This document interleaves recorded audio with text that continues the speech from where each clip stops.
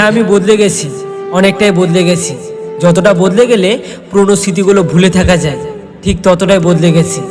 আমি বদলে গেছি বলাটা সম্পূর্ণই ভুল হবে, কারণ আমি স্বেচ্ছায় বদলাইনি, আমি বদলে যেতে বাধ্য হয়েছি। হ্যাঁ, আমি বদলে যেতে বাধ্য হয়েছি প্রিয় মানুষগুলোর অবহেলায়। সবসময় আড্ডা দেওয়া মানুষটা আজ একা বসে থাকে, সবসময় হাসি খুশি থাকা মানুষটা আজ নীরবতা পালন করে, সবার সাথে হাসি খুশি থাকা মানুষটা আজ চুপচাপ থাকতে ভালোবাসে, যার জন্য এখন আমাকে প্রতিনিয়ত শুনতে হয় আমি নাকি বদলে গেছি। হ্যাঁ, আমি বদলে গেছি, কিন্তু আফসোস, যে মানুষগুলোর জন্য আজ আমি বদলে গেছি সেই মানুষগুলোই আজ আমি বদলে যাওয়ার কারণে আমাকে বলে আমি নাকি স্বার্থপর আর অহংকারী। সত্যি তো এটাই, বদলে যাওয়াটা সবার চোখে পড়ে, কিন্তু বদলে যাওয়ার কারণটা কেউ জানতে চায় না।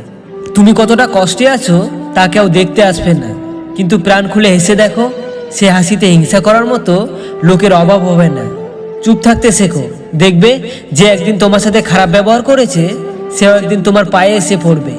নিজেকে ভালো রাখার দায়িত্ব নিজেকেই নিতে হবে, কারণ খারাপ থাকলে কেউ ভালো রাখতে আসে না। মানুষের উপরে রং দেখে তাকে ঘৃণা করো না, হয়তো তার একটা গুণ আছে যা কিনা হীরার চেয়েও দামি। স্বপ্ন পালিয়ে যায় ঘুম ভেঙে গেলে, আর মানুষ পালিয়ে যায় স্বার্থ ফুরিয়ে গেলে। ভাঙা বিশ্বাস আর ফেলে আসা সময় কোনোদিনও ফিরে আসে না। সৌন্দর্য একদিন তোমায় ছেড়ে যাবে, কিন্তু জ্ঞান চিরদিন তোমার সাথে থাকবে। রূপ দিয়ে তো সবাই নিজেকে সাজাতে পারে, যে গুণ আর চরিত্র দিয়ে নিজেকে সাজাতে পারে সেই তো আসল মানুষ।